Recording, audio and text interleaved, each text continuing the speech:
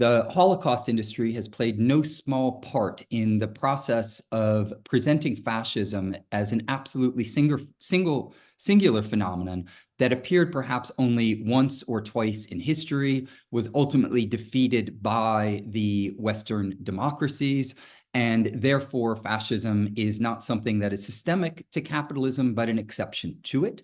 This, moreover, is presented as the kind of dominant ideology, or at least the liberal ideology concerning fascism, in a world in which there's only one country that has been responsible for overthrowing more than 50 foreign governments since World War II, or at least attempting to overthrow them, been involved in innumerable assassination attempts against the leaders of various governments, and in a minimum has its intelligence service that killed 6 million people between 1947 and 1987, all the while propping up dictatorships and running death squads around the world. And so this logic of fascist exceptionalism, of course, runs cover for the greatest imperial power in the world today, and that is the United States. So a lot of my work engages with fascism as a very important site of what I would call conceptual class struggle, meaning that the very concept of fascism is an important reference point for the struggles between different and rival ideologies. And in that regard, I don't think it makes sense to assume that fascism has some type of eternal essence that's been baked into it that we could define for all time. Instead, it is a site both of conceptual and practical struggle, and that for my research in the book, the most coherent approach to fascism is a dialectical approach. I mean a number of things by that will come out through the course of my presentation, but one of them is that, as Lenin famously claimed, the world is so complex that its processes surpass human comprehension, and that any of the concepts that we establish in order to try to latch onto those complex processes are of necessity limited in their scope. Therefore, with the concept of fascism, I think that it is very helpful with this dialectical approach to distinguish between at least three different levels of analysis in what we can call a kind of multi-scalar dialectical analysis. The first level of analysis is the most common within bourgeois approaches to fascism. It is the conjunctural level of analysis. The conjunctural level looks at a specific place and a particular time, such as Italy and Germany in the interwar period. In that regard, it is important to highlight, and I'll get on to the other two levels in a second, that fascism did not emerge within this conjuncture as a coherent ideology or a fixed set of ideas. Mussolini himself said, quote, "Fascism was not the nursling of a doctrine previously drafted at a desk. It was born of the need of action, and was action. It was not a party, but in the first 2 years, an anti-party and a movement," right? So fascism as a concept became kind of consolidated within the Italian context, but it emerged out of an anti-working class movement that was quite inchoate and didn't have a consolidated ideology in a rigorous sense of the term. A few important aspects of that conjunctural emergence of fascism is, of course, the threat of the socialist alternative, which appeared on the world stage in 1917 with the Russian Revolution, and then was seconded by the fact that the capitalist world had been rocked by, or was soon thereafter in the 1930s, rocked by the Great Depression. And so the conjunctural fascism that we see in places like Italy and Germany, as well as in Japan in the East, is in part an attempt on the part of the bourgeois state to develop a more radical form of authoritarian governance that could mobilize at least certain segments of the masses in the era of mass-administered democracies. In that regard, these fascist endeavors relied extensively on mass communication and propaganda to target those sectors of civil society like the petty bourgeoisie, as well as certain elements of the lumpen proletariat and the proletariat, but with the backing of the industrial capitalists. And I'll touch on this a little bit more in a moment, but the capitalist backing of these fascist movements is integral to understand them. And that backing was then further supported by a kind of nationalist and colonial ideology of radical transformation in order to crush the workers' movement and launch wars of conquest. So at this conjunctural level of analysis, I think one of the best definitions, at least operative definitions of fascism, is that put forth by Michael Parenti in his work, Black Shirts and Reds. He said that fascism is nothing more than a final solution to the class struggle, the totalistic submergence and exploitation of democratic forces for the benefit and profit of higher financial circles. Fascism is a false revolution, right? It promises a radical transformation of society, but what it delivers is actually an ongoing war on working people. The second level of analysis that is important is a structural level of analysis. And this you often don't find within the bourgeois theories of fascism. A structural analysis doesn't simply look at particular spaces and times, such as Germany and Italy, but it instead examines specific phases of capitalist accumulation. And if you look at this level, meaning a structural analysis of capitalist countries in the interwar period, one thing that you find, and Martin Kitchen has published pointedly on precisely this topic, is that in every single capitalist country, in the wake of the Great Depression, you had major fascist movements, right? And so the connection between fascism and capitalism therefore becomes much more apparent at this structural level, and it cannot simply be attributed, as the bourgeois concept of fascism often does, to the cultural particularities of Germany or of Italy, because one thing that the bourgeois concept of fascism does is it largely describes fascism as a cultural phenomenon, as a superstructural phenomenon, and it doesn't mine down into the economic base. People like Jason Stanley or the other most famous theorists of fascism in the contemporary bourgeois world, of course, traffic precisely in these modalities of thinking. The third level that I think is important is a systemic level of analysis. So the historical materialist approach to this kind of a multi-scalar analysis looks at the social totality and examines the ways in which the conjunctural developments of fascism in Italy, Germany, and Japan are nested within a larger structural development of the fascist movement in a moment of capitalist decline and socialist resurgence. But all of that has to be situated within the larger historical social totality of the systemic development of the capitalist world system. In this regard, in the work of Marx and Engels, there was already an identification of the ways in which capitalism, in order to accumulate, relies on extremely repressive forms of parastate and state violence in order to basically prime the capitalist pump, if you will, in what Marx referred to as so-called primitive accumulation, of course, a term that he borrows from bourgeois political economy. So Marx wrote that capital came into this world dripping from head to toe from every pore with blood and dirt.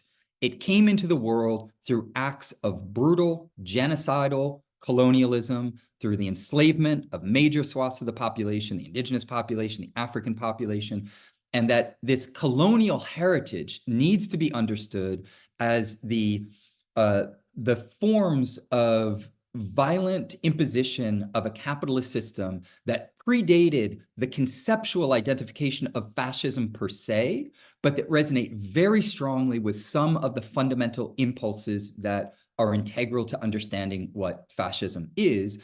And the systemic level of analysis that connects fascism to colonialism and the deep history of colonialism also allows us to see the ways in which the real struggle against fascism needs to be a struggle against colonialism.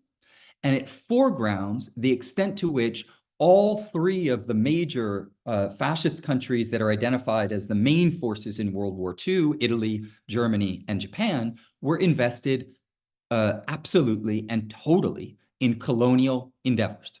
And so the colonialism that predates fascism as a concept needs to also be understood as one of the driving mechanisms behind fascism, even in its conjunctural sense. As I'm sure a lot of the viewers and listeners know, The Nazi rampage in the East against the Soviet Union was actually modeled on the US colonial rampage in the West and the Western frontier.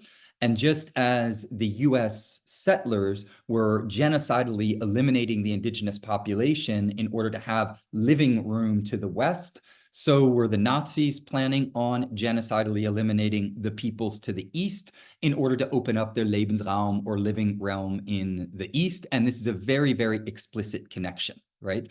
And Germany was simply one of the countries like Italy, and Japan is a little bit of a different case for various reasons, mainly contextual within Asia. But they were the latecomers to the colonial feast, and they wanted to catch up with the great Western imperialist powers and even surpass them in their, and they certainly surpassed them in the colonial appetite, even though they didn't fully succeed. In this regard, this multi-scalar analysis of fascism allows us to overcome the bourgeois concept of fascism and the ideology of fascist exceptionalism that I alluded to briefly before. I think that many people who are familiar with Marxist analysis are very attuned to the ways in which bourgeois ideology often passes a particular off for a universal. So that when the founding fathers of the United States claimed that all men are created equal, what they did not mean was that all people were actually created equal. What they meant is a particular group of white property-owning males were created equal. So they take the particular and they talk in the name of the universal, right? As if that was all people. What's interesting in the ideology of fascist exceptionalism is that rather than universalizing the particular, this ideological operation transforms the systemic into the sporadic, the structural into the singular, the conjunctural into the idiosyncratic. So it's the same basic ideological move, but in the opposite direction. It is the natural outgrowth of this bourgeois approach to fascism that conceptualizes Germano-Italian fascism as absolutely unique and defines it in terms of its epiphenomenal and superficial characteristics, and never mines down into the capitalist roots, thereby obfuscating the structural parallels with other forms of repressive governance around the world and also in deep history. Moreover, this ideology of fascist exceptionalism more or less excludes materialist analyses and the use of the term fascism in certain other cases by trying to, maintain the idea that fascism was something that was just integral to particular cultures at specific times. This approach, I think, is problematic because it reduces the extent to which fascism is a product of the capitalist system, and that the way in which it historically emerged is not simply in opposition to modalities of bourgeois parliamentarian rule, but often hand in glove with them. But it's often claimed within the bourgeois concept of fascism that the way that you fight fascism is that you defend liberal democracy. And at a certain level, I think it's very important from a Marxist vantage point to defend the gains of liberal democracies insofar as they, at least purportedly, maintain some zone for the rule of law, for a certain respect of human rights, for voter rights and things like this. And that we should not only maintain any that they have, but we should marshal all of our power to expand them as much as possible. So the argument that I'm making is not a kind of ultra-left argument in which you just say, well, liberalism and fascism are the same thing, and we should just burn them both to the ground. No, they're not the same thing. But very importantly, and this is where my argument is headed, I think it's essential to recognize that liberalism and fascism are both modes of capitalist governance. And that if we seriously understand the material history of liberalism, we have to recognize the ways in which it has often worked hand in glove with fascists, empowered them, and allowed them to operate precisely because they often function as the bad cop of capitalism to liberalism's good cop. And so to refer back to what I just mentioned about pushing back against any kind of ultra-leftist confusion, I think that it's very good to have a good cop as opposed to a bad cop if we're talking about who's in control of state power. But at the same time, the whole goal of the good cop, bad cop interrogation routine is to confuse those being interrogated and make them believe that salvation lies with the good cop of capitalism, not with the abolition of the entire system of the good cop and bad cop, or the kind of hegemonic rule and repressive rule, by overthrowing capitalism in the name of socialism. In that regard, if we look at the history of liberal governance, one thing that we need to recognize is that it is often collaborated with the rise of fascism, and we see this within the conjunctural form that fascism took in the interwar period. In October of 1922, it was magnates in the Confederation of Industry and major bank leaders that provided Mussolini with the millions of dollars necessary for the March on Rome in a kind of spectacular show of force. But Mussolini did not seize power. Instead, and Daniel Guérin has highlighted this quite poignantly in his book, Fascism and Big Business, that I'd recommend, Mussolini was summoned by the king on October 29th of that year and was, according to parliamentary norms, entrusted with forming a new cabinet. The capitalist state thereby turned itself over without a fight, but Mussolini was intent on forming an absolute majority in parliament with the help of the liberals. So it was the liberals who supported his new electoral law in July 1923, and then they made a joint slate with the fascists for the election on April 6, 1924. The fascists, who had only had 35 seats in parliament, gained 286 seats, thanks to the help of the liberals. The case of Hitler is somewhat similar. He would, in two aspects. One is that they both received capitalist banking, both from national capital and from international capital, particularly US capital, and it was the liberals who aided and abetted his rise. So Hitler claimed in a famous speech on October 19th, 1935, that he had the material resources necessary for supporting 1,000 Nazi orators with their own cars, who could make some 100,000 public meetings in the course of a year. And all of this was due to his financial backers, the Ford family in the United States and other financial backers here, but also industrial capital in Germany. Prior to the election in Germany in the 30s, the Communist Party candidate Ernst Thälmann had argued that a vote for the conservative Field Marshal von Hindenburg amounted to a vote for Hitler and for war. And of course, after Hindenburg was elected, he invited Hitler to become chancellor. So fascism in both of these cases came to power through bourgeois parliamentary democracy, and they were bankrolled by big capital. And the candidates did the bidding of big capital while also creating a populist spectacle, a false revolution that marshaled or suggested some mass appeal. Of course, there were also activities that both the Italians and Germans were involved in that were extra-parliamentary, that were illegal, etc. Right? So it's not as if they only abided by the norms, but they did follow those norms within the kind of public spectacle of gaining power. After they gained power and consolidated it, this was quicker in the Nazi case than in the Italian case. They then did go much more full-on authoritarian. They became engaged in crushing organized labor, eradicating opposition parties, destroying independent publications, putting a halt to elections, scapegoating and eliminating the racialized underclasses, privatizing public assets, launching projects of colonial expansion, and investing heavily in a war economy beneficial to the industrial supporters. So it established a direct dictatorship of big capital. An important aspect of this analysis, of course, a lot of the bourgeois approaches to fascism are rather flat-footed, and they don't track out how fascism actually changed quite a bit in both Italy and Germany through the course of time, so much so that even the more left-wing elements within both Italy and Germany's fascist movements were cut off in order to consolidate this more authoritarian right wing as things evolved. It's also important within this larger context, of course, that the other purported liberal democracies of the West were not fighting fascism, right? The capitalist states refused to form an anti-fascist coalition with the Soviet Union, a country that 14 of them had invaded and occupied between 1918 and 1920.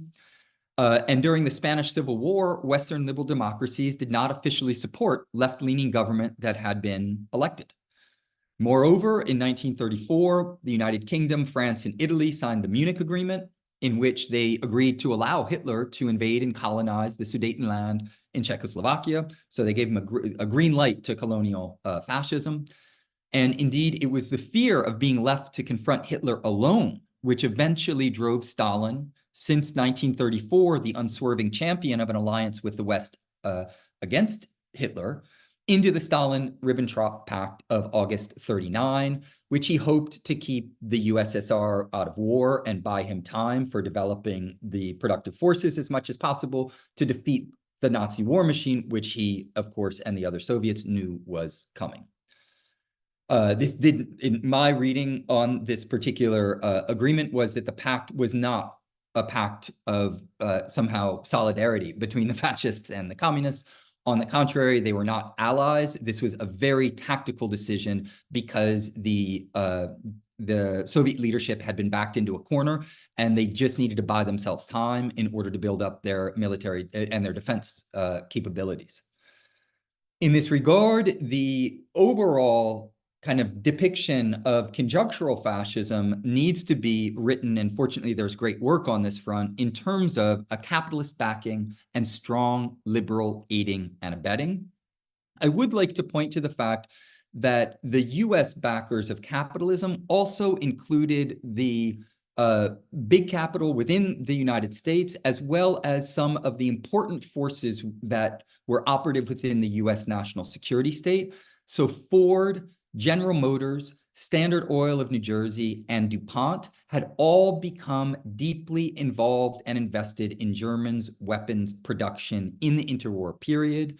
And in fact, American investment in Germany had sharply increased after Hitler came to power. According to Christopher Simpson's excellent work on this front, Commerce Department reports show that the US investment in Germany increased some 48.5% between 1929 and 1940, while declining sharply everywhere else in continental Europe, right? So in this regard, fascism in Europe was astroturfed, right? It wasn't simply a grassroots movement. And fascism, as far as I've been able to see in my research, I've not found examples of fascism that is purely grassroots. I've always found instances of astroturfing. Astroturfing, of course, means that instead of a grassroots movement coming from below, there are capitalist ruling class elements that plant the seeds by funding fascist movements and trying to foster them as much as possible.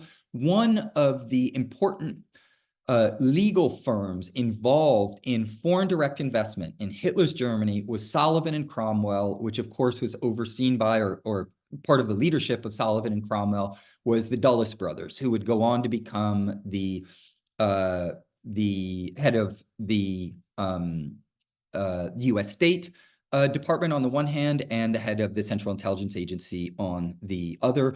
And they would make sure in the wake of World War II that these financial investments were protected. I'll just touch on this briefly in passing, but we should all know, of course, that fascism wasn't defeated by Western liberal democracies. It was defeated by the colossal sacrifice of approximately 27 million Soviets and approximately 20 million Chinese. The war against fascism was fought and won in the East. Only some 400,000 US Americans gave their lives to the war fighting against fascism. Of course, this pales in comparison to what the Red Army did, and the overwhelming bulk of the Nazi war machine was run in the East. In that regard, if we just stay for the time being on this conjunctural level of analysis and then attach it to the more structural level of analysis, I think that anyone who's educated within the imperial core generally affiliates fascism with Nazism and fascism perhaps in Italy, but they don't think about fascism within the US context. And so I'd like to just briefly outline some of my research on precisely that topic, because as I mentioned earlier, there were very important fascist movements in every capitalist country as of the late 20s, early 30s. And in the case of the United States, we came very close to a fascist coup d'etat. And in 1934, the McCormick-Dickstein Committee of the US House of Representatives, after weeks of investigation, concluded that, quote, certain persons had made an attempt to establish a fascist organization in this country, end quote. The plot did eventually fail, but it was a plot to overthrow FDR's government, the New Deal government, and then to set up a dictatorship that would be fascist and that would be controlled by the capitalist ruling class of this country. I'll get into the specifics in a moment. This emerged out of an organization called the American Liberty League. Dimitrov, if you're familiar with his excellent analyses of fascism, claimed that in contradiction to German fascism, which acts under anti-constitutional slogans, American fascism tries to portray itself as the custodian of the Constitution and American democracy, right?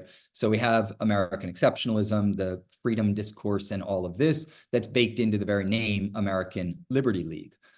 There were a lot of other fascist movements in the States at the time: the Ku Klux Klan, the Sentinels of the Republic, the Crusaders, the Silver Legion of America, the German-American Bund, Friends of New Germany, the list goes on. These are the historical predecessors to the Oath Keepers, the Proud Boys, the Three Percenters, and the fascist organizations that we have operative today. Many of them also emerged directly out of the military establishment in various ways, a lot of impoverished veterans who became members of these organizations. In the case of the plot in the United States, which is referred to as the business plot, it's the Morgan interests, DuPont, Rockefeller, Pew, and Mellon that were the principal backrollers behind this planned fascist coup d'etat. Of course, some of the most famous robber barons in the history of the world. And they worked with high-profile political figures in the Democratic Party, not the Republican Party, the Democratic Party, the party of slavery, that party, the party of mass incarceration, the party of genocide in Gaza, that were opposed to the New Deal and wanted to roll back the New Deal. In that regard, they made the plan to hire a man by the name of Gerald G. Maguire, who went on a 4-month research tour of Europe to visit 4 different fascist countries and study which version of fascism would be the best one to implement in the United States. And he supported drawing on France's Croix de Feu movement, which is a fascist organization that was composed of some 500,000 commissioned and non-commissioned officers. And so it was drawing on the military and using veterans in order to then implement. Their plan was to implement Hitler's unemployment plan in the United States. Of course, that unemployment plan was so successful because it involved forced slave labor. Maguire then considered General Smedley Butler to be the ideal leader of the movement, although they were also considering Douglas MacArthur, Theodore Roosevelt Jr., and other commanders within the military. They were going to use the pretext of the president's ill health. This is FDR, so that then the leader, Smedley Butler, who they'd chosen, would become a kind of figurehead like, the president would become a figurehead like the King of Italy, and then the fascist leader could take control of the government. They were going to honeypot veterans into doing this, and they had arms via Remington arms secured by the DuPont interests because DuPont had a controlling shared interest in Remington arms. And they were going to pay the veterans a bonus from World War I that they were owed by the US government, but the US government kept refusing to pay. And so they were going to honeypot the veterans into marching on Washington. They had planned to only pay them 1 year. So it was obvious that they were just going to use them. They weren't going to pay the full bonus. They were going to use them until they got their fascist in office and then shift the government out of parliamentary elections and go full on fascist.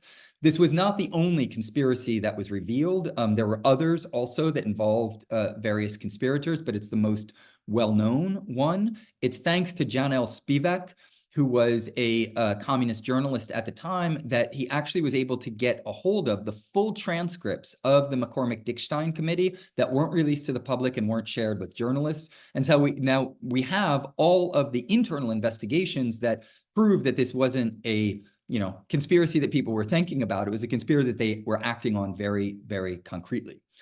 The other element in this kind of counter history of fascism that I've been developing that I think is important is that the bourgeois idea of fascist exceptionalism often claims that fascism was defeated in World War II. I've done a long and detailed article on this. If anybody's interested, I'm just going to touch on a few of the highlights, called The US Did Not Defeat Fascism in World War II. It discreetly internationalized it, right?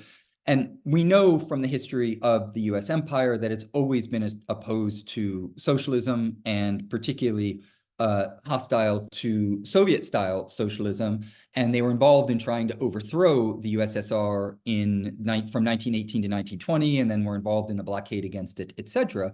But it was not even the wake of World War II. It was during World War II that the US national security state began working very closely with Nazis and Italian fascists, and later it would do the same with Japanese fascists, in order to integrate them into the US national security state and into intelligence services around the world, in order to establish a veritable fascist international, in order to keep doing the important work of Hitler and Mussolini, and that was fighting the workers' movement. I'll just highlight a few aspects of this. Reinhard Gehlen, of course, was the head of the intelligence services of the Nazis. He was a general in the Third Reich against the Soviet Union in the wake of World War II. Instead of being put in prison as a war criminal, he was brought to the United States, taken to a Yankees game, met with all of the major architects of the US national security state, and then put back in charge of the new democratic intelligence services of West Germany. And he proceeded to then hire thousands of the Nazis with whom he had been working in order to continue doing the purportedly important work, at least from the point of view of the national security state of the United States, in fighting communism in Germany and in the East more generally. Erich Lichtblau has estimated that some 4,000 Nazi agents were brought to the United States. Operation Sunrise was run in Italy, doing the same thing with members of the Italian fascist network, including very high commanders like Valerio Borghese, known as the Black Prince, often identified as being the leader of the neo-fascist movement in the wake of World War II, was protected by James Angleton and the OSS that became then the Central Intelligence Agency. Actually, I'm sorry. The numbers that I said about Erich Lichtblau were incorrect. His estimates for how many were brought to the United States were 10,000. 4,000 was the number that he estimated of Nazis integrated into German intelligence services, right? We probably all are familiar with Operation Paperclip, that brought 1,600 Nazi scientists, Hitler's doctors of death, to the United States. Provided them often with research funds, promises of American citizenship, hooked them up with US universities. There were some 14 of some of the most prestigious universities in the country, including Cornell, MIT, and Yale, that participated in Operation Paperclip. They were also brought over with their families. And I'll also reference Operation Gladio, in which the CIA and MI6, the more or less CIA equivalent in Great Britain, set up secret stay-behind armies in every country in Western Europe, including neutral countries, that they proceeded to stock with Nazis and fascists in order to continue fighting a war of subversion against the East, and to be purportedly ready for a Soviet invasion of the West, and then they would run subversion campaigns against the communists. But they were mobilized in the strategy of tension, particularly in Italy, Germany, and Belgium, in order to commit acts of terrorism against the civilian population that were blamed on communists and socialists, so that they could be targeted for being rounded up and thrown in prison. This has all been extremely well documented at this point in time. There's through the Italian courts that found that this was this conspiratorial organization that was not beholden to the liberal democracies of these countries. That was established in the early 1990s. The European Parliament has a resolution on it, and I would greatly recommend the documentary work of Alan Frankovich, both his film on company business on the Central Intelligence Agency and his film Gladio on the stay-behind armies actually has a lot of firsthand accounts of those involved in these enterprises talking about it rather candidly. In that regard, then, we have to understand that the bourgeois state in the imperial age does not simply function according to what the spectacle of politics dictates to the masses and via its corporate media reach. It also functions, importantly, driven by what Annie Lacouaris refers to as the men and women of the shadows, meaning that the invisible government, some people call it the deep state, the intelligence services, the national security state, or the more nefarious and hidden aspects of the national security state, often have done the opposite of what the spectacle of politics claims that it is doing. And one of the reasons for the US national security state hiring so many fascists from Italy and Germany, and the same is true in the case of Japan, is precisely so that they could contribute to an international fascist network that they could use to fight against workers' movements around the world.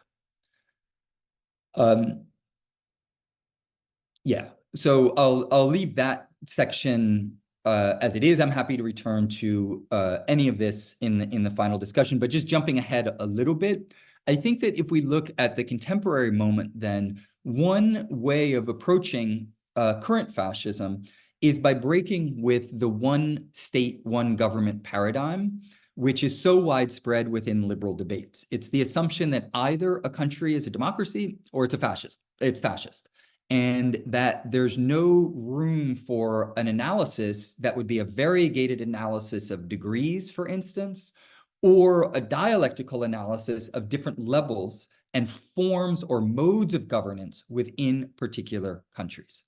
What the one state, one government paradigm tends to foster then is the idea that, well, fascism is only a real threat if it takes over the government, and if it doesn't, then we don't have to be as concerned about it, or it's simply as a threat or something that creeps in or other things like that, not a reality that actually affects people's lives right now. Against that, I think that a dialectical approach to fascism has to embrace a multiple modes of governance model, meaning to take seriously the ways in which the capitalist ruling class manages the general population through different means at different points in time, and that part of that management is through the hegemonic work of the visible government and of the forces that are operative within the kind of spectacle of politics. But in the phase of imperialist capitalism, in which there is an increasing discrepancy between the very tiny ruling class and the amount of wealth that they own and control and the masses of workers globally, there's an increasing reliance on other forms of governance that are often parastate forms of governance, so parallel to the state, and often engage in and work with criminal elements from society in order to mobilize forms of repressive governance that often contradict the hegemonic modes of rule and the rule of law, and in fact, traffic in illegal practices. In that regard, it's important to note that when fascism rose up in Italy, there's a lot of really interesting journalistic work that was being done in the United States that said that, well, what the black shirts are to Italy, the KKK is to the United States. It's just their version of the KKK. And so the United States, we should recognize, has a longstanding history of using parastate forms of governance to target the racialized working class in order to repress them by any means necessary. And that those forms of governance need to be understood as part of the overall structures of capitalist governance. The multiple modes of governance model then allows us to better understand why it is that liberals would be so tolerant of fascists, why it is that they insist that there's an absolute principle of free speech that needs to be preserved in the case of fascists, but can often be thrown under the bus when it comes to socialists or communists, because these are the people who are beyond the pale. We also know that with the January 6th hearings, the US government has treated the fascist organizations that were involved in this, as well as the leaders, with kid gloves, right? Instead of being immediately thrown in prison, as they would have been if they were members of the racialized working class in this country, or if they were trying to storm the government in order to set up a socialist form of government, they have been treated with the utmost form of liberal tolerance, which then begs the question of the extent to which, and I alluded to this earlier, but I'll just sum this part of the talk up very quickly. I think that if we see fascism and liberalism as two modes of governance within capitalism, the liberal mode of governance tends to be used as a kind of good cop for those sectors of the population that can be ruled hegemonically because they are willing to acquiesce. So the basic deal is, if you stay in your lane, don't get too organized, don't try to overthrow the system, don't try to overeducate people, then you can vote for a capitalist candidate that we choose for you. You can have certain minimal rights as established by the Bill of Rights, because we'll keep basic kind of structures of legality in place. That form of hegemonic rule mainly targets the middle and upper middle classes, the professional managerial class stratum, and that is how it tends to operate. Another mode of governance, though, has been operative throughout the history of the United States and other capitalist countries, and that is a mode of governance that is used against the colonized populations, the neo-colonized populations, the racialized populations, the immigrant populations, etc. That mode of governance tends to be the bad cop of capitalism, in which the rule of law is out the window, respect for fundamental rights disappears, there is no right to vote or other such things. Instead, it is reliance on repressive violence that often takes two different forms. It's either the direct repressive violence of the state through ICE and through the police and the FBI and things like this, or the various vigilante organizations that the bourgeois state works very, very closely with. These can be the Klan, these can be the Three Percenters, and the other organizations that I was alluding to earlier, but they work hand in glove with one another in order to exercise this mode of fascist or fascistic governance, whatever term you prefer, in order to keep that population down, right? Now, there is a difference between a bourgeois form of rule that has liberal governance for the middle and upper middle classes and fascist governance for the more insurgent forms of the racialized underclass. That said, this is quite different than if the hegemonic mode of governance goes full-on authoritarian and full-on fascist, right? So I think that we need to have different levels of analysis. And as I mentioned earlier, not just go down a kind of ultra-leftist position that says, well, liberalism and fascism are the same thing. No, we should fight for the rule of law. The more rule of law that we can have, the better it is for building power, organizing, keeping our people safe, etc. So my final comments, 5 to 10 minutes here, is that there are at least 2 or 3 elements I want to touch on, and this is more kind of acts of provocation for the discussion, if you will. So start formulating your questions or writing them in the chat or doing whatever you need to do. I'll touch on 3 of them very quickly.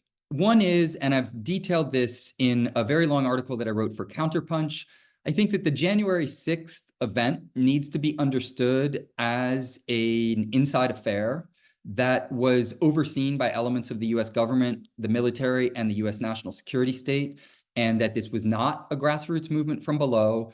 It was astroturfed from above by members of the capitalist ruling class, in particular, someone like Anna Massoglia, who dedicated some, I think it was $4.3 million to the January 6th organizers and other elements of the extreme right-wing capitalist backers of these movements. And of course, Donald Trump was very much played a very strong role in this. And what's remarkable is if you look through the history of the organizations who were involved in the January 6th storming of the Capitol, they have very, very strong ties to the military and to the bourgeois state in various ways. If I can find it, I'm just scrolling through some of my notes.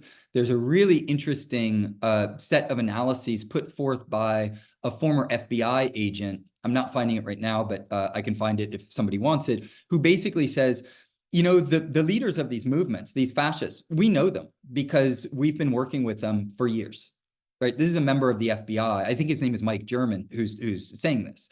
And so it's not just that these were kind of fascist outsiders. They were fascists who were astroturfed and backed by the capitalist ruling class, the most reactionary elements of it, and certain elements of the bourgeois state that opened up the gates to power and let them in. And I think we have to see all of that together. The other two examples, again, I'll touch on as a kind of form of provocation for the discussion, is the case of Ukraine and the case of Palestine. In the case of Ukraine, if you have a bourgeois concept of fascism and you reduce fascism to a culturalist undertaking, then you can easily collapse it into something like cultural anti-Semitism and fall into the trap of saying, well, Zelensky has Jewish heritage, therefore Ukraine couldn't be fascist. Or Israel, as a self-proclaimed Jewish state, couldn't somehow be fascist because fascism and anti-Semitism somehow go together, because fascism is understood in a culturalist form as hating or targeting just one specific group of people. As I mentioned earlier, I think this is an incorrect approach to fascism. Fascism needs to be understood in terms of the economic base and what's driving it. And the ideologies that it mobilizes will differ varying or based on the target populations. And so in the case of Ukraine, it seems very the overall framework of what's going on in Ukraine is that you had a Russian separatist movement in the East, which had historically been the bastion for the industrial working class and the communists, that since 2014, when there was a US-backed fascist coup d'etat in Ukraine against a democratically elected leader, that region said, we don't want to be under fascist rule. We want independence. And some, I believe, 14,000 people approximately were killed between 2014 and the onset of the special military operation on the part of the Russians. And the way that Ukraine was fighting a lot of these separatist movements in the East was by the Azov Battalion, Adar Battalion, other battalions that are extreme right-wing fascist battalions who are backed by the capitalist ruling class in Ukraine, in particular Kolomyovsky, who happens to be, I think he was, the last time I checked, he's the third richest oligarch in Ukraine, backed not only Azov, but other battalions that were later integrated into, Azov was integrated into the Ukrainian National Guard. He also was one of the principal supporters for Zelensky's presidential run, and he was invested in the television platform that ran the show where Zelensky was, as an actor, playing the future president of, or the president of Ukraine that he would later become. So much so that many people now see that TV show as basically a long advertisement campaign for his run for office. So you have the same capitalist power interested in funding fascist militias and funding the government that, granted, Zelensky's political platform isn't explicitly fascist in the sense of the extreme right-wing parties that also are operative within Ukraine, and the control of the parliament of those parties is minimal. But if you look at what has happened in Ukraine since the special military intervention in the East, what you have is a totalitarian state that has shut down alternative media, canceled and banned opposition parties, thrown socialist and communist leaders into prison, and is involved in a kind of draconian police state that has now punted elections. And so elections are, being pushed back further and further. And in that regard, I think that we have to be able to see that, yes, there are very strong cultural fascist elements and militias that have been integrated into the National Guard operative within Ukraine and undertake a dialectical, variegated analysis in which you look at the different fascistic elements, and there are some semblance of elements of a kind of parliamentary democracy, if you will, but there's no longer any elections. There aren't opposition parties. There's no opposition press. So it's been completely gutted. Moreover, Ukraine has become one of the centers of international organizing of fascists. And it has been that for quite some time. The CIA has been working for 70 years in Ukraine, running assets first against the Soviet Union, now against Russia, of course. And so I think all of that has to be factored in to understanding what's going on in that case. I'll just say very briefly regarding the situation in Palestine that if you have a culturalist bourgeois understanding of fascism, then it prohibits you from being able to see a fascism that would be mobilized by a self-declared Jewish state. However, if you bracket that and you instead take a historical materialist and dialectical analysis, looking at the economic base and the deep history of Israel, then you have to recognize that what we're dealing with, according to the Zionists themselves, is a colonial project backed by the major imperialist Western powers, of course, Britain taking an important role early on, the US taking that over a bit later. And one of the principal goals of that long-standing settler colonial imperialist project is to take over land, natural resources, proletarianize the extant population of these regions, and also have a beachhead in an area of the world known, of course, for its extremely important natural resources, oil and gas being the first and foremost among them. And so within that much larger context, then Israel can be recognized for what it is, and that is an imperialist-backed settler colony that is quite clear about what it is that it's doing. Its political leaders have said it time and time again. We now have the most recent ICJ ruling that doesn't quite yet go all the way, but at least says that there's ample evidence to investigate Israel for undertaking a genocide with imperialist backing. But the target of that genocide is the Palestinian people. And they are the ones who are being racialized and targeted for elimination. And we're now at a level that far surpasses the Nakba of 1948. And of course, the Nakba has been ongoing. It's been an endless catastrophe. But if you just look at the numbers in 1948 and you compare them to the numbers today, they're double or triple that, depending on what sources you look at, et cetera. So in that regard, I think that the historical materialist and dialectical approach to fascism is absolutely essential for understanding the contemporary world, because then we can see that fascism also operates, and these would be my final words, and we can open it up for discussion, as the cutting edge of imperialism. When you need to dispossess people, beat back alternative threats, and make sure you impose capitalist relations by any means necessary, right there at that cutting edge of imperialism, where NATO's pushing to the east in the case of Ukraine, where the Israeli army is dispossessing and pushing out the Palestinians in order to take over all of Gaza, at least that's certainly what it's looking like now, and make it into, just incorporate it into Israel, and the same similar things are going on in the West Bank, then what you have are two imperialist endeavors that can, and I think should, be conceptually framed in terms of the history of how fascistic modes of violence are operative within the history of capitalist-driven colonialism. In Japan, they basically took the leadership of fascist imperial Japan, and with a few tiny exceptions, they put them back in power, and they used the Liberal Party, that's the name of the party in Japan, as basically a bastion for fascists, so much so that the individual who signed the declaration of war against the United States was run through the CIA cleansing machine, brought up to speed on what his new job was, and then put right back in power. And so in the case of Japan, it's not only very similar to Germany and Italy, it actually in many ways surpasses Germany and Italy, because in Germany and Italy, they use Adenauer, and they basically used liberal aiders and abettors that could allow them to continue doing what they wanted to do sub rosa, that is, the United States wanted to do in Italy and Germany. In the case of Japan, it was the visible government that itself was just in deep continuity with the imperialist fascists. So, and the last thing I'll say is I think it's really important. So many of the bourgeois approaches to fascism are absolutely imperial-centric, and they only talk about Europe. Japan's role in all of this is quintessentially important. And as I mentioned earlier, World War II was really fought in the East. And that we need to understand, because it was a war between imperial fascism and socialism. In the case of China, Korea, Vietnam, Soviet Union, at least there were struggles already that were going on that were pushing in that direction in those Eastern countries.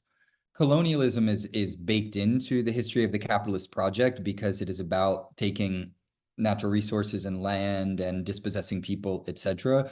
And that, as Lenin said, by the time we get to the late 19th, early 20th century, the colonial project has saturated the world, but that doesn't mean that colonial endeavors are over. It means that there's a struggle over who gets access to those colonies or who can produce new colonies. And so I think that understanding how colonialism shifts under the imperial phase, which I believe is still operative today, would be important. Regarding Trump and Biden on liberalism and fascism, I mean, Trump and Biden are both people who support the fascist elements of imperialism globally and who have empowered, to some extent, fascists domestically. Although Trump clearly is much more of the camp of those who are trying to empower a domestic form of fascism, Biden is, has not really cracked down on the fascist movements in these countries. Like if the Three Percenters and the Oath Keepers and movements like this were Marxist movements, all these people would be in prison, and there wouldn't be, there probably wouldn't even be hearings for that matter. In this case, though, they have been treated with kid gloves. There have been some prison sentences going as high as, I believe, 15 years was the highest one that I saw. But there's not a real attempt to crush the fascist movement in this country, and there won't be from a Democratic candidate, in my opinion, because the good cop always wants to keep the bad cop on call. And they want to appear like the good cop and do things to present that image, but they're not going to crush the alternative. But Trump is very dangerous, and I think that we should be sober and clear about that. He is going to, as he already has, very much empowered a fascist movement on the ground, and he's going to leverage as much governmental power in his direction as he can. And that's dangerous. And so I think if we have this more dialectical analysis of fascism at different levels, we can see, yeah, there's some support for fascism that both of them agree on. But Trump does surpass at the domestic level in certain aspects.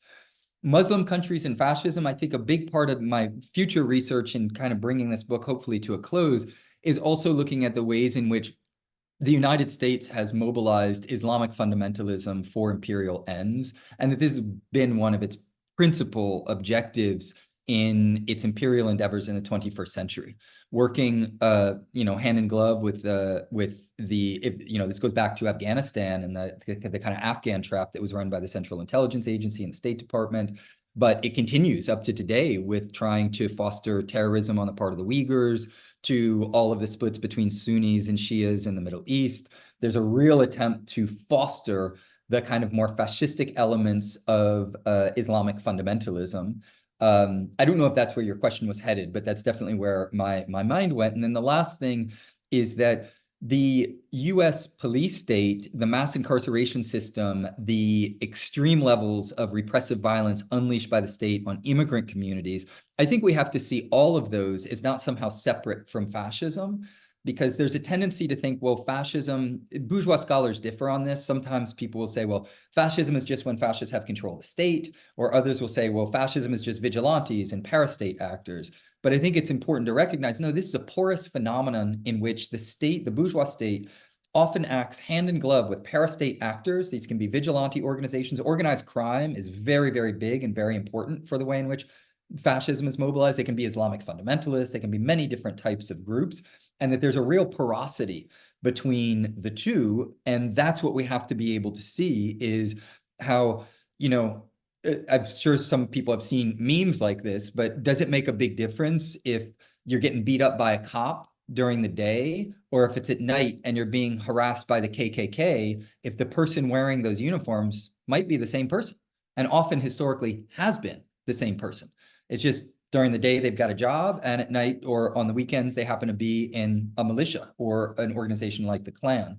And so part of my work is trying to really see and detail specific events at which we really see that coming to the fore, right? The history of the white power movement in the 70s and 80s is quite interesting, because a lot of it comes out of Vietnam vets.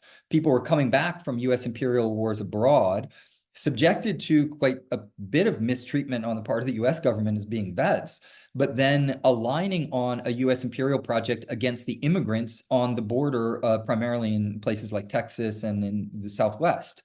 And so you see these people who are formatted by the military industrial complex and then doing work within the civil sector that basically parallels the work that they were already doing within the military.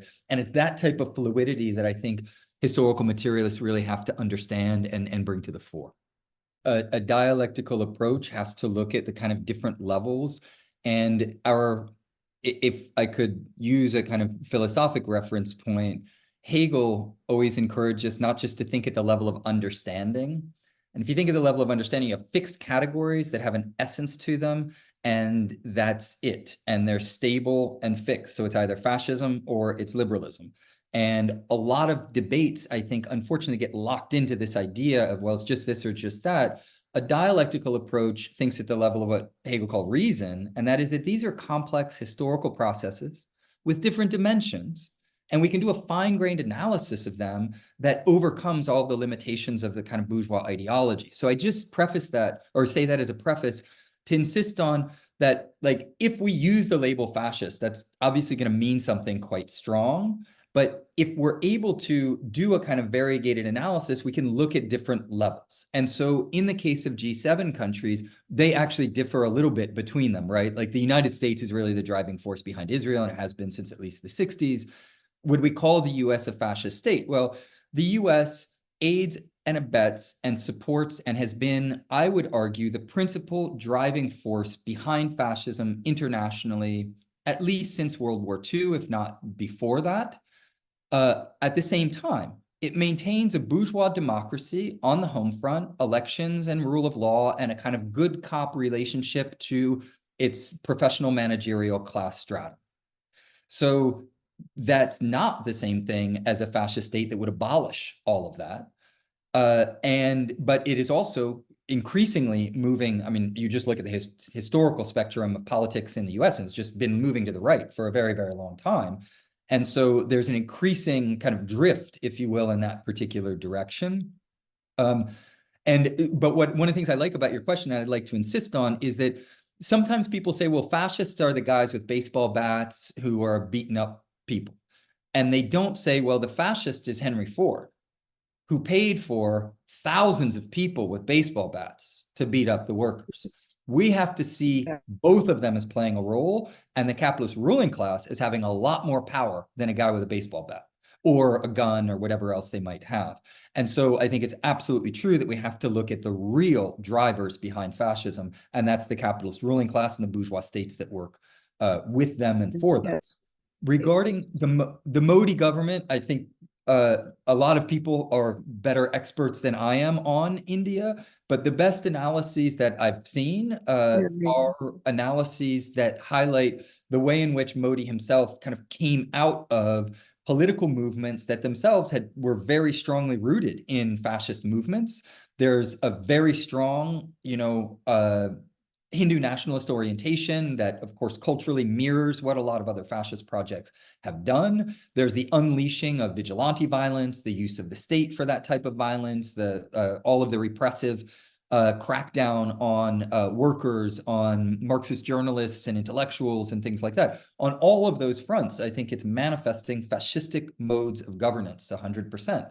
On the international stage, India is in a little bit of a different situation, right? It is at certain levels proximate to the West and taking certain lines that are closer to the imperial countries or the historical imperial countries, but it is also involved in developmental projects of a kind of bourgeois nationalist sort with other countries of the East. And so once again, I would say that we kind of need a dialectical analysis. And maybe the last thing that I would say is that since the term fascism and the concept is so important, it often is central in organizing situations where at times it can be really important to say, look, we did our variegated, fine-grained analysis, and it seems that the country is like 80% fascist and maybe 20% keeps a semblance of a parliamentary democracy.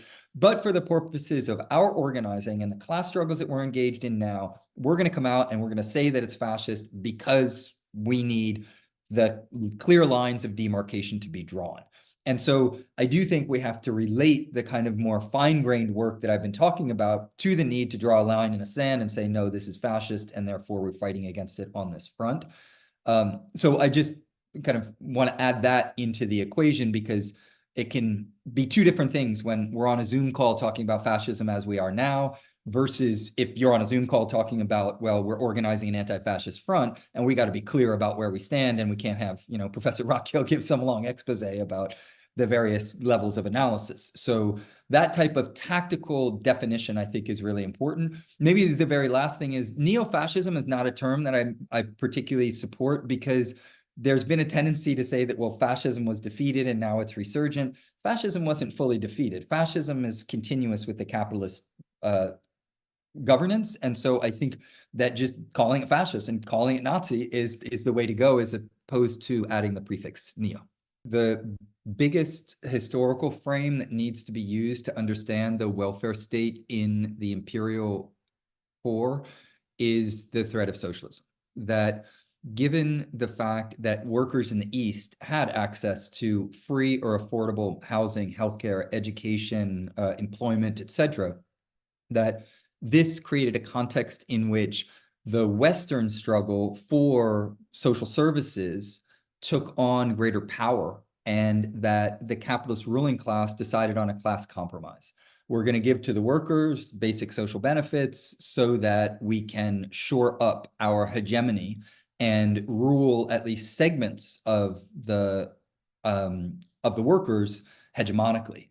And in that regard, that has had, of course, an impact on modes of organizing. But it depends on what time period we're talking about, right? Because the social welfare state, as it existed, at least in some form in the case of the United States, as of about the 1970s and the neoliberal turn, has just been gutted ever since then. And so we're now living in a world where increasingly everything's been privatized, and any semblance of a social safety net is withering away very, very quickly, if if any of it's even left in certain segments.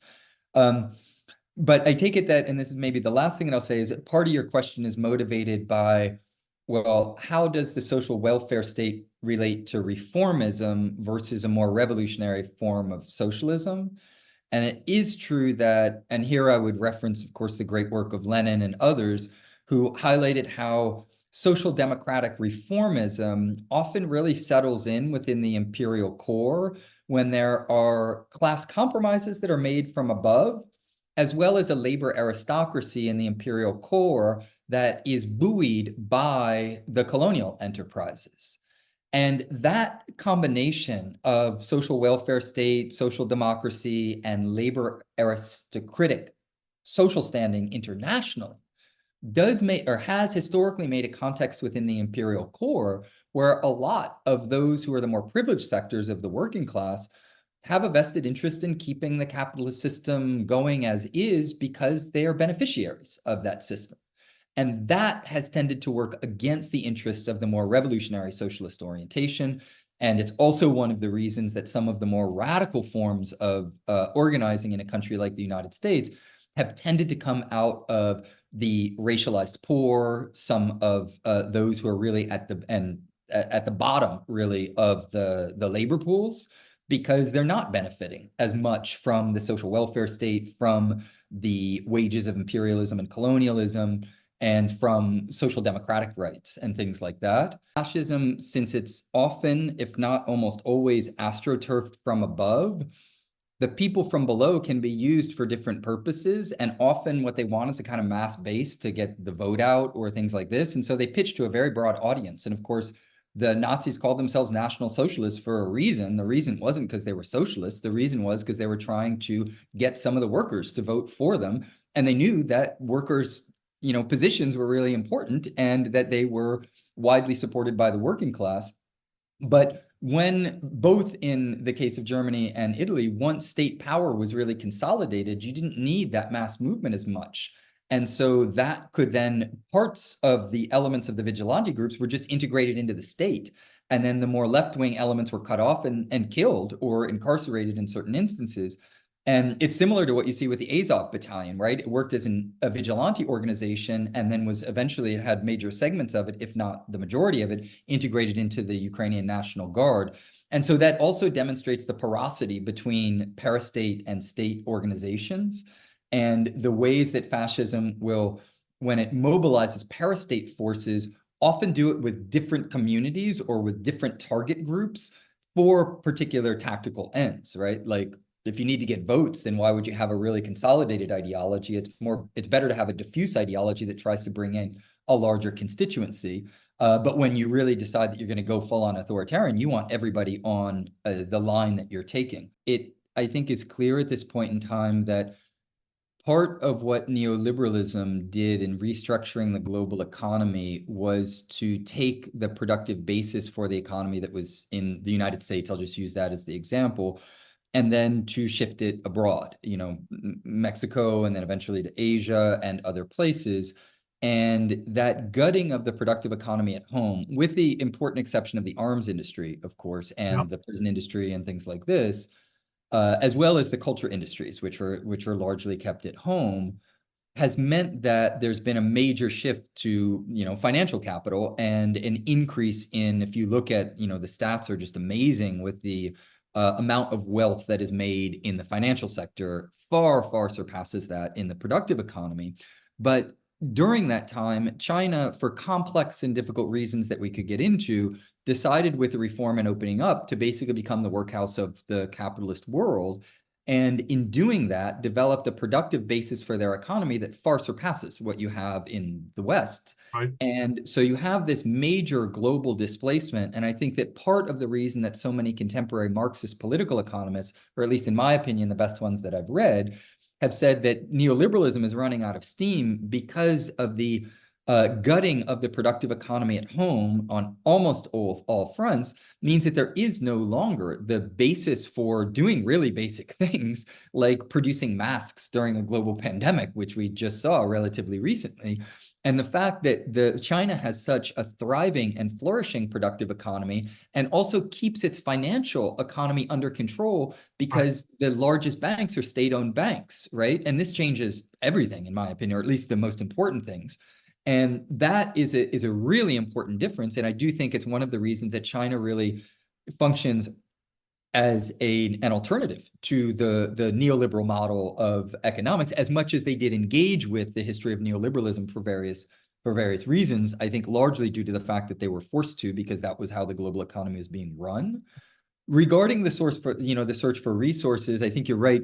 Moon exploration and all of the outer space kind of stuff, I think, is part of that. But it's also just that NASA and in the imperialist search to control space is a military endeavor, and it always has been. Because if you can control space, you can control the movement of satellites, basically all of the infrastructure for telecommunications and for spying, and all of that is all part of that. And people like Elon Musk and others, of course, they work hand in glove with the US national security state on all these types of projects. That's where they came from in the first place. That's where they're propped up. And that's where they're given state subsidies and things like that. And I think that in China's case, I haven't followed their moon program very closely, except for knowing, of course, that it's quite developed. China wanted, through the reform and opening up, technology transfer from the West, because one of the classic problems in the history of actually existing socialism is that the imperialists will just blockade you and cut you off and not give you any technology transfer. And as long as you have that technological advance, you also have a weapons advance and a military progress that outshines that of the socialist countries. And so what China's been able to do in opening itself up to the West, becoming the productive center, is it would sign contracts that required technology transfer. And now we see China's technological development being quite remarkable. And I think that one of their goals is to be able to put themselves in a position where they're no longer under the kind of, neither under the jackboot of direct imperialism, nor are they subject to such a technological discrepancy that they wouldn't be able to defend themselves or keep developing themselves beyond the capitalist West. And so I think a lot of the space race is really bound up in this technology race, and obviously the race for resources as well, but that tends to play itself out, at least immediate resources tend to play itself out on planet Earth at this point in time. regarding the movements in Yemen and Hezbollah and Hamas and things like that, I'm not a specialist, but I've studied them to try to understand geopolitics. And my sense is that these are anti-imperialist movements that want to get the US and the Western imperialist powers and Israel out so that they can have self-determination. But they are grounded as well in religious movements, right? That are actually quite good at organizing people and getting them dedicated and disciplined and keeping them strategically focused on particular goals. Those goals are not socialist goals, right? Those goals are not the same goals as the PFLP, for instance, in the case of Palestine. And so I think not unlike movements for like national bourgeoisies that would be opposed to imperialism, we can recognize them as tactically, as anti-imperialist, playing a significant role because they are fighting back against the spread of imperialism. But strategically, we should not have any illusions about them somehow then leading to, of necessity or by consequence, a kind of spread of socialism. In each of these cases, though, then you'd have to look at how the different organizations relate to, collaborate with, or not, various Marxist organizations. So in the case of Hamas, of course, they do work with the PFLP. And so there, you'd have to descend to a kind of more fine-grained level of analysis to see what's going on in that regard. Ali Qadri has a great book on the unmaking of Arab socialism. And I think part of the larger context is that the Arab socialist movement has historically been incredibly strong and very, very important. And that part of the goal of US imperialism, particularly the kind of new American century model, has been destroying that socialist alternative, even if those forms of socialism aren't like full-blown socialism or not absolutely Marxist. They can just be somewhat socialistic in nature, meaning that they provide social welfare for the people, as in the case of Iraq or in the case of Libya or other examples that one could point to. And so I think that from a Marxist vantage point, we really have to be able to be tactically savvy and say, yeah, these anti-imperialists, I think they're doing important work in pushing back, while strategically, we have to be clear about, like, we're not headed in that same direction. We want to get rid of imperialism, but in order to really do that and succeed that in the long term, this can't be a project that's rooted in a kind of religious orientation in a religious state. It has to be oriented towards socialism.